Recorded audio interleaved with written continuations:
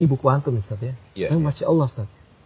Ini fakta baru Wali Songo Ustaz. Ya, betul. Ini Masya Allah. Ana benar-benar dapat ilmu pengetahuan yang baru tentang Wali Songo Ustaz. Ya, ya.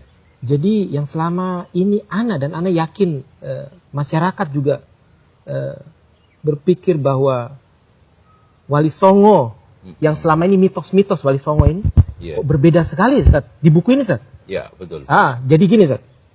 Akhirnya timbul, kalau Ana baca, nanti Ana minta penjelasan dari antum. Kalau Ana baca, ternyata Wali Songo itu anti bidah. Iya. Gimana Ustaz? Betul. Ini ini sangat-sangat menarik sekali buku antum ini. Iya. Masya Allah, Ana. Ya, betul. Bismillahirrahmanirrahim. Alhamdulillah wassalatu wassalamu ala Rasulillah wa ba'd. Buku ini saya tulis kurang lebih 10 tahun. 10 tahun? Iya, penelitian, komparasi dari beberapa buku, pustaka, terus kemudian arkeologi, ke situs-situs Wali Songo, termasuk juga ke beberapa tempat toko buku, baik yang loakan, buku-buku lama, sampai saya lanjutkan penelitian ke Malaka, menyimpulkan bahwa di sana ada fakta baru. Tunggu Ustaz, Malaka Ustaz? Iya, Malaka, Malaysia. Malaysia, Masya Allah. Masya Allah. Karena saya ke sana ingin mendapatkan data apa betul sunan-sunan ini, wali-wali ini pernah belajar ke sana. Ternyata saya temukan bukan hanya belajar ke Malaka, bukan hanya belajar ke Pasai seperti Sunan Bonang sama Sunan Giri, bahkan ke Mekah. Gitu. Dari sinilah tidak mustahil, ya, sangat logis kalau mereka itu sangat kental keagamaannya. Sangat kuat di dalam memegang prinsip Al-Quran dan Sunnah. Dan pada akhirnya anti bid'ah. Contoh saja di dalam buku ini di halaman 77, pada suatu ketika ada dialog antara wali-wali. Di sana Sunan Kalijogo mengusulkan agar adat istiadat ini tidak ditentang, bahkan kita warnai. Apa katanya Sunan Ampel? Apakah tidak mengkhawatirkan di kemudian hari adat istiadat dianggap sebagai ajaran yang berasal dari agama Islam, sementara tidak ada dalam ajaran Islam, dan bila hal ini dibiarkan, apakah tidak menjadi bid'ah? Wah, Masya Allah. Ini statement yang mungkin mengagetkan orang-orang yang selama ini mengagumi Wali Songo, yang hanya taunya dipahami mitos, dongeng, bahkan dikesankan wali itu hanya main gamelan, main wayang, persis yang dikatakan oleh Ahmad Mansur Suryanegara bahwa Wali Songo itu diceritakan atas nama Islam, tapi isi ajaran dan muatannya tetap Hindu-Buddha. Nah, kemudian statement atau pertanyaan Sunan Ampel tersebut disangkal oleh Sunan Kudus, di mana beliau mengatakan, saya setuju dengan pendapat Sunan Kalijogo bahwa adat istiadat ini tidak langsung ditentang, karena orang Jawa nanti akan lari. Berarti di sini memang hanya pertimbangan fikih dakwah, bukan menyangkal kebenaran yang diusung oleh Sunan Ampel. Makanya beliau di akhir itu mengatakan, Sunan Kudus, adapun tentang kekhawatiran Kanjeng Sunan Ampel, saya mempunyai keyakinan bahwa di belakang hari akan ada orang yang menyempurnakannya. Ini. Nah, bukan hanya Sunan Ampel saja. Ternyata pendidikan Sunan Ampel ini cukup mendalam di dalam menanamkan cinta kepada Al-Quran dan Sunnah, anti bid'ah.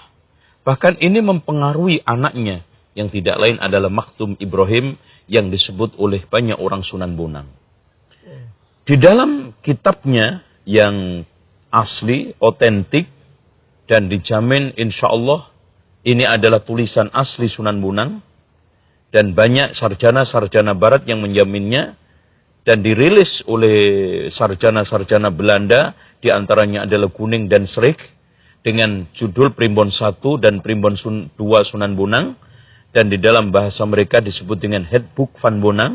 Van Bonang. Ya, di sana dikatakan di akhir daripada pernyataan Sunan Bonang bahwa dalam bahasa terjemahan Melayunya, ya, wahai kaum muslimin, kita ini sesama saudara. Salinglah tolong menolong di dalam mencegah perbuatan dolalah dan bid'ah. Tuh. Jadi bukan hanya Sunan Ampel saja, Sunan Kiri pun, Sunan Bonang pun tegas di dalam masalah memerangi bid'ah dan anti bid'ah. Dan juga yang juga tidak kalah pentingnya Sunan Kiri, yang pada waktu pertunjukan wayang kulit yang diusulkan oleh Sunan Kalijogo di Demak, ditentang habis-habisan. Tidak bisa, karena wayang itu patung dan gamelan itu musik. Dan nego punya nego, dan juga bentuk wayang dirubah tidak seperti patung. Pada akhirnya Sunan Kiri juga mentolerir. Yang tidak kalah pentingnya di sini di dalam kitab yang ditemukan di Italia, di perpustakaan Arestia, yang terbuat dari Italia, lontar atau runtal. Runtal atau luntar di dalam bahasa Italia namanya kropa, yang ditemukan di Ferrara. Jadi perpustakaan Arestia itu adanya di Ferrara, Italia, sehingga disebut dengan Kropa Ferrara. Kropak ya? Ya, Kropa Ferrara. Di dalam kitab itu, atau kitab itu sebetulnya adalah hasil sarasehan, ya, yang merekam hasil sarasehan Wali Songo, yang ketika itu diadakan di Giri Gedaton, di tempatnya Sunan Giri, yang dipimpin oleh Sunan Giri juga, tahun Wawu, bulan Ramadan dan hari Jumat. Untuk membahas tentang ma'rifatnya Siti Jenar ini sesat atau tidak. Akhirnya disimpulkan dari majelis itu bahwa Siti Jenar adalah sesat, mengusung pemahaman yang nyeleneh, yaitu manunggaling kawula Gusti atau wahdatul wujud. Akhirnya dia dikeluarkan dari anggota Wali Songo. Nah, dari sini juga nampak Wali Songo itu adalah dewan dakwah yang melakukan pertemuan-pertemuan rutin, terutama mengupdate masalah umat.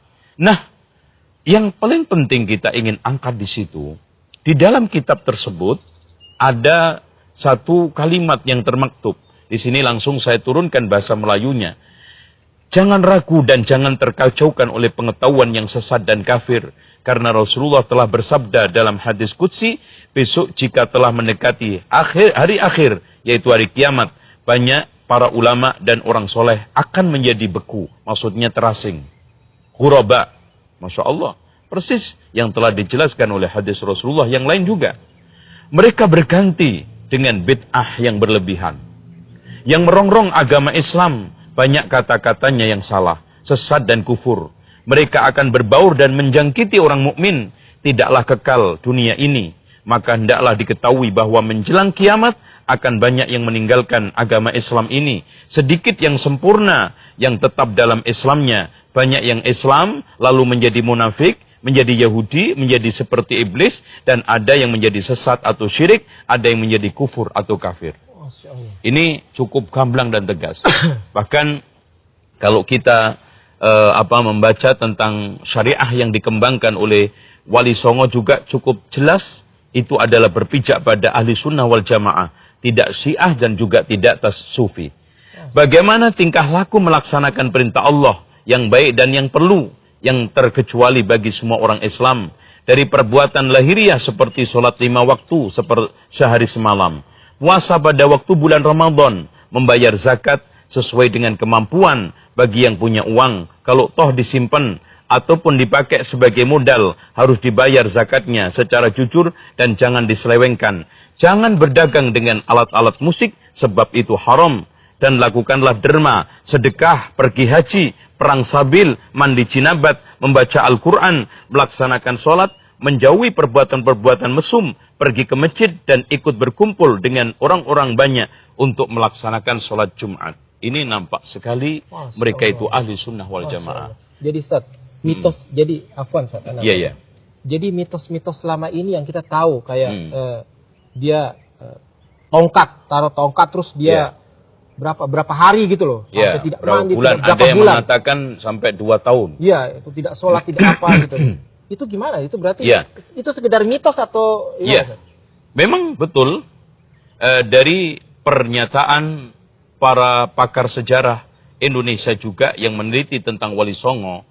Yang paling terkenal adalah Husein Jayadiningrat di dalam kitab Sejarah Banten, yaitu tinjauan kritis terhadap sejarah Banten. Dia menegaskan itu hanya rekayasa anak negeri untuk memahamkan, untuk mencocok-cocokkan nama Sunan Kalijogo itu. Kalijogo. Iya. Tapi realita jelas tidak ada. Bahkan di antara mereka banyak yang menyangkal juga itu hanya kiasan. Maksudnya tongkat adalah prinsip Islam yang harus dipegang. Maksudnya bertapa dia harus tekun di dalam menjalani pembelajaran Islam kepada Sunan Bonang. Kan itu ceritanya Sunan Kalijogo berguru dengan Sunan Bonang. Kemudian Sunan Bonang berjalan di atas lautan. Itu maknanya dia itu jalan di atas sungai maksudnya. Tidak basah bahkan tidak tenggelam. Bahkan nampak seperti di jalan biasa di tanah. Maksudnya walaupun Sunan Bonang ini masuk ke masyarakat yang Hindu-Buddha. Berbagai macam lingkungan yang warna-warni. Tapi prinsip tetap tidak merubah, tidak mempengaruhi Sunan Bonang. Itu maksudnya. Jadi dan secara realita pun nggak mungkin ada orang Islam dan Sunan Kalijogo ketika itu sudah Muslim. Tapa sampai 2 tahun dalam suatu riwayat itu berarti nggak sholat, nggak mandi, nggak ini, dan itu jelas ala Hindu-Buddha bukan ala Islam. Apalagi ditegaskan di dalam wejangannya Syekh Maulana Malik Ibrahim yang namanya tapa di dalam Islam adalah sholat 5 waktu, membaca Al-Quran, iktikaf di masjid, dan berteman dengan orang soleh. Itu ini pertapaan dalam Islam.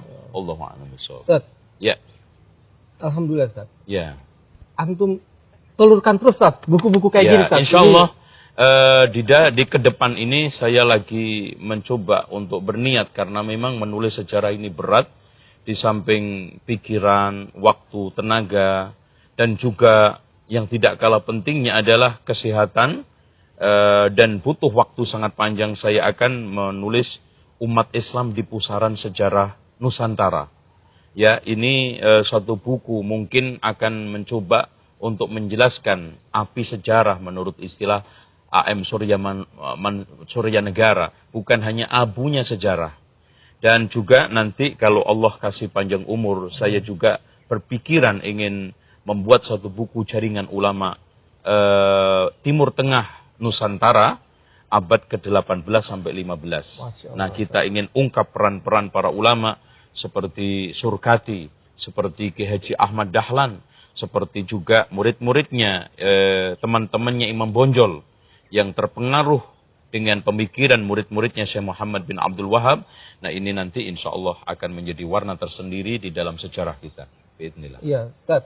Ya. Dan mudah-mudahan anak berharap ini Ustaz dibaca sama banyak masyarakat Ustaz. Ya, karena betul. ini fakta baru Ustaz. Betul. Fakta baru Wali Songo Ustaz. Ya, makanya ini... saya pertama ada orang yang mencoba untuk menanyakan kok berani membuat fakta baru. Ya. Apa yang baru? Dan ini betul-betul fakta baru Ustaz. Jadi baca fakta selama baru, ini wali itu dikesankan Hindu-Buddha, ternyata tidak. Wali ini dikesankan kayaknya tiap hari mainannya cuman gamelan wayang, ternyata tidak. Dan wali dikesankan sakti Mondroguno, ternyata manusia biasa.